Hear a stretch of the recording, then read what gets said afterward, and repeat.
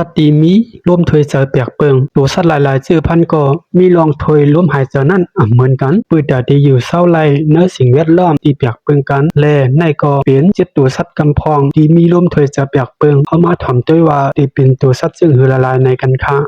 ตัวไม้หนึ่งกบถวยเจอดังผิวหนังมีกบอยู่หลายสายพันธุ์กล้วยกากบจาในขาตีห้องซื้อมันว่ากบเกียวนั้นกบมันในคานอกบสังแลไล่ห้องซึ่งในหลาป้อในซึ่งก็ว่ากบจาในตัวมันเสอเหมือนเกียวแลด้วยภายนอกก็สัมปหันป้าอังคารลักษณะเครื่องภายเนื้อมันนั่นขนาดไหนกบจาในมันตีถวยเจอมันไหลดังผิวหนังปิ่นกัดเนื้อตัวมันเมื่ออยู่เตอน้ำนั่นไหลลีเต้นั่นกล้วยมันก็มือมันอยู่เนื้อลินก็มันตีถวยเจอไหลตั้งปอดออกตั้งปากตั้งซบมันไหลในยาวตัวไม้สองนกที่เจอกวนถวยเจอนกที่มีถงร่มเล็กๆอยู่เนื้อตัวเขาเมื่อนกถวยเจอเข้าดูบหน้าอกเขาตีเตี่ยมล้มแล่ถงร่มนั่นตีใหญ่ขึ้นร่มก็ตีเข้ากว่าเนื้อถงร่มแล่ตีส่งเข้ากว่าภายเนื้อหลวดร่มตีอยู่ภายหลังอันเหมือนกวนนกมันตีปีนตัวจอยร่มอันส่งเข้าสู่ปอดของจุ้มมันเมื่อถวยเจอเที่ยงร่มตีลูกตีปอดเสให้จู่ตีถงร่มภายหน้าแล่ปล่อยออกร่มภายนอกตัวมันช่องตัวเครื่องร่มถวยเจอในมันได้มีถงร่มอันเจอเธอปอดของมันเฮ็ดกันเลยเตรียมตีในยาว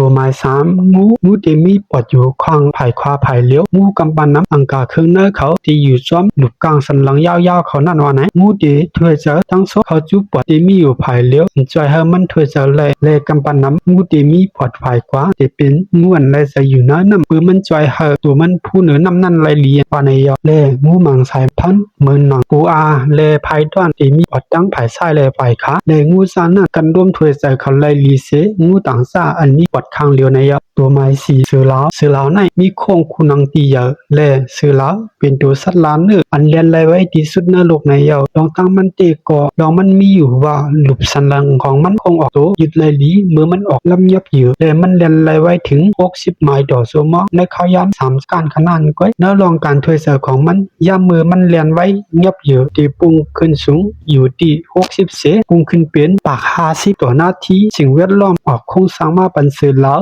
มีปวดเยอะแลโค้งคูนังใหญ่หรือเสสือต่างร่องนั่นเป็นร่องที่มันถวยจะไหลลีเมื่อมันลำยับอยู่ในยาตัวไม้5สล็อตเป็นตัวมีปวดยึดจับโค้งตัวมันหนาแน่นเป็กซ้ำว่ามันตีนอนเอาโหมันแผ่นไว้หลายจัวมองก็ยาวมันมีพรย้อนตัวมันว่าไหนสล็อตในยามมือมันลุยน้ำตีไว้เลยเสอันมันการเป็น3ปุ่นว่าไหนเลยแทงรองหนึ่งในยามมือมันหลำน้ำมันเฮ็ดให้โหเจอมันตีนตอดเทิงสีเก่ามันหนังตันถวยเจอ3กำมันตีถวยเจอกำ1ก้อยนั่นเป็นรองอันเฮ็ดให้มันหลำน้ำไหล1กำถึง40นาทีอันนั้น40มินิยังหลำน้ำไหลครึ่งเสปลาลูมาแทงก่อนว่าไหนตัวไม้6ปลาเตรียมและถวยเจอออกตั้งปลาปอดและสิว่าเป็นปลาอันมีมาตั้งหึงเสปลาปอดได้มีผาหางอันง่ายๆกันตั้งปลาซ่อนและปลาลูกมันอยู่เนื้อลิ้นรวยตีมีน้ำเป็นข้าวยำเลยหลายเรือนว่าไหนหรือสินั่นปลาปอดแน่เปียกเปิ้งกันตั้งปลากูเสือก็ว่าอยู่ๆก็มันติไหลพุดหัวมันขึ้นมาปูดาถวยเจอเหนือผิวน้ำเหมือนปลาด่างรองว่าไหนตัวไม้7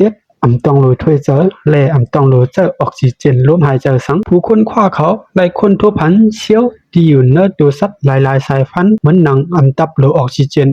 จะร่วมสังเสมีสายใจอยู่ไหลเหมือนหนังแบคทีรียมังจื้อว่านั่นว่าไหนเฮนิกุยะเซลเมนิกุยะหลายคนทั่วว่ามีอยู่เนื้อหนังของปลาแซลมอนมีเชี่ยวจำถึง10เชี่ยวแลเปียกเปื้องที่เปียกเปื้องก็มันอยู่เนื้อตัวปลาแซลมอนเนื้อเตียนมีออกซิเจนนั่นว่าไหนว่านั้นสิดาก็ย่ามมือกินยามันบันเพเขียนสังที่ก้นเฮาหนังเก่าว่าในเอาค่ะในก็เป็นชับสายพันธุ์อันมีลมถวยจะเปียกเปื้อนกันในค่ะเนาะช่างพี่น้องก็เขาหลายจากคลิปวิดีโอในก็อย่าลืมติ๊กไลค์ติ๊กแชร์ติ๊ก Subscribe ไว้บันช่องเขาเสียกำค่ะสูงทั้งเสียงค่ะ